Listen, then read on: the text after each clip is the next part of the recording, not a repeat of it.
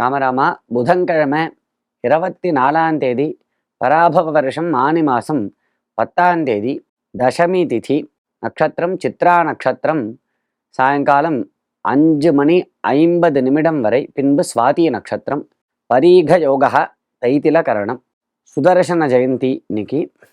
ராகு காலம் மதியம் 12 மணியிலிருந்து 1:30 மணி வரை, யமகண்டகா கார்த்தால 7:30 மணியிலிருந்து 9 மணி வரை. இன்றைய தினம் சுதர்சன ஜெயந்தி, இந்த நன்னாளின் சிறப்பை பற்றி கூறவும். சுதர்சனாய வித்மஹே மகாஜ்வாலாய தீமஹி தன்னச்சக்கரः பிரச்சோதயாத். சுதர்சன சக்கரராஜ மகாவிஷ்ணு சக்கரத்தாழ்வார் அப்படின்னு ஸ்ரீ வைஷ்ணவாளில் ரொம்ப ஸ்லாகித்து பூஜிக்கக்கூடியதான தெய்வம். பகவானுடைய ஆயுதமாக விளங்கக்கூடியவர் சுதர்சனர் சக்கரத்தாழ்வார். ரொம்ப வீரியம் அவருக்கு. சத்ருபாதை இருந்ததுன்னா சுதர்சனரை ஆராதனம் பண்ணினா அத்தனை சத்ருக்களும் இல்லாமல் படுவா.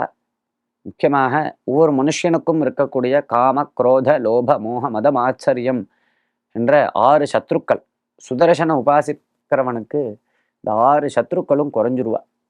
காமம் ஆசை குறையும், குரோதம் குறையும், லோபம் அதிகமான பேராசை குறையும், மதம் அகங்காரம் குறையும், மாச்சரியம் பொறாமை குறையும், மோகம் ஒரு மோகம் அடையிறது, புத்தி இழந்து போகிறது, இந்த ஒரு தன்மை இருக்கணும், அதெல்லாம் போகும். இப்படி சுதர்சனரை ஆராதனம் பண்ணினா திருஷ்டி தோஷங்கள்லாம் போகும். எங்கே பார்த்தாலும் ஒரே பொறாமையும் திருஷ்டி தோஷமும் அதிகமாக இருக்குது.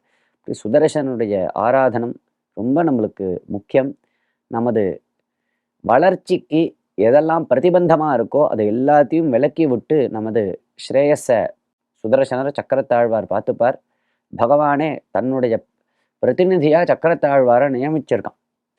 என்னுடைய பக்தனுக்கு ஏதாவது ஒரு கெடுதல் வந்தால் நீ அதை பார்த்துக்கோ, அவனை அதிலிருந்து காப்பாற்று அப்படின்னு சக்கரத்தாழ்வார் நியமித்து வச்சிருக்கான் பகவான் நாராயணன். அப்பேற்பட்ட சுதர்சன ஜெயந்தியில் எல்லாரும் சுதர்சனரை ஆராதிக்கணும். ராம்ராம்.